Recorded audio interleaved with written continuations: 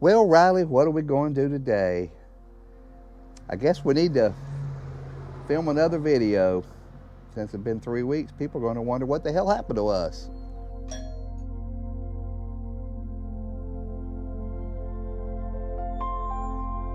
The C.H. Johnson house was built in 1870.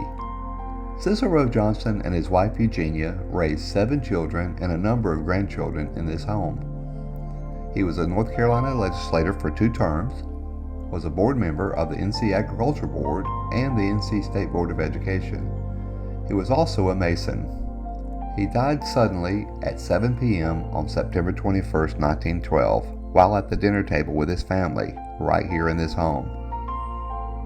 His obituary states, "He did more for education than any man, and his purse was always open for needy purposes."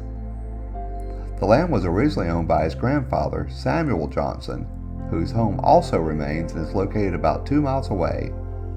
It's listed on the National Register of Historical Homes. Purchased by the Carters in 2022, it's used for wedding venues and special events. You can also book it for overnight stays. Additionally, the Carters have a winery close by, First Miracle Vine and Wine. Over the years, this house was owned by family members until about 1982. Lester Lamb owned the home and the land from the late 30s until he passed in the early 60s. He also owned the general store and post office next door. It still stands but is in disrepair, with a magnolia tree growing through the roof. The village of Ingold was founded in 1875. Our home would have been on Main Street back in those days. In addition to the post office and general store next door, there were 7 other stores, 3 churches, a doctor's office, a Masonic lodge, and several other businesses. It was close to becoming the county seat. Then the railroad came through Clinton and Garland, and business people started to move away.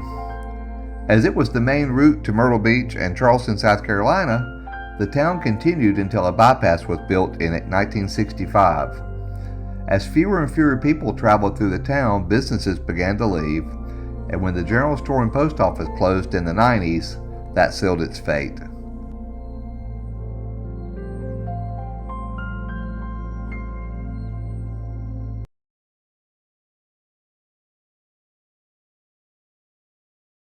Oh, farmland.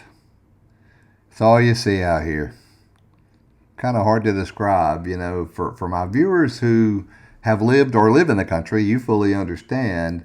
I grew up in the suburbs in small towns or in downtown small towns. So I was close to neighbors and shops and stores and all kinds of things. So I've lived much of a life of convenience. Kathy and I did have a house out in the country, our second home back when we were young. Had about 4 acres, and we were surrounded by horse farms that had, lots and lots and lots of acres. So, but we did have neighbors, and we were close to stores and things. So it wasn't like this, where this is very rural.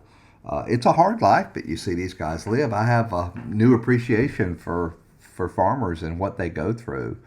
It's been a struggle for me. Kathy, not so much. She has enjoyed it immensely, and because it makes her so happy, it makes me happy. But, it's kind of hard to go to town here without getting behind a tractor, because we have to go to town if we need something. We have to go to town. And so that's something it takes a little bit getting used to, but, I just smile and wave at them when I see them. They're doing their job, and I don't get bent out of shape because I'm behind a tractor. But yeah, it's a lots of advantages being here, being so close to her daughter and her family, or grandson or son-in-law, and close to Captain Dave and his wife. So we used to go on a couple vacations a year with them, sometimes 1 vacation a year, and maybe see them twice.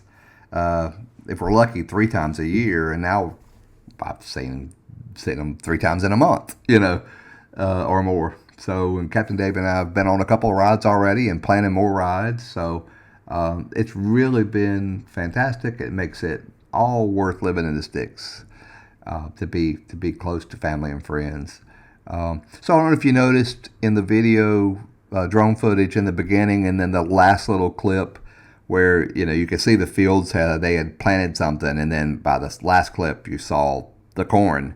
The other clips were probably a couple months old, month and a half, something like that, and then the corn clip was probably from 2 weeks ago, something like that. I've been planning this video for a little while now, and editing and adding and changing, but wanted to get this one out there. I've had a lot of requests for the house pictures. I'll call this part 1. Since the corn video part of the video, we've done a lot of things here, and even while I was editing this, a contractor showed up at our house for some stuff. So we've got a lot going on, and so part 2 will be out here in a few weeks, and you'll see the changes between this one and part 2. And then we'll do some inside stuff. I think I keep getting questions about the inside of the house. It's the 1870 house, so lots to show, lots that we've done. And again, I've got a lot of requests. I also have a 1-year anniversary video coming out on my Chieftain to let you guys know what I think after 1 year. You can see the changes that I made to it that you can't see in this video, and so that'll be coming out. Now that we finally closed on 602 North last Friday, today's Tuesday, so we closed on it on Friday, and so now I finally have some freedom, and I'm going to try to put out a video. I'm going to try to do it every Saturday. I may change the day, but I think my plan is to probably try to push it out every Saturday morning. That's the plan. I'm going to try to stick to it. But listen, guys, thank you so much for watching, and I hope to see you real soon.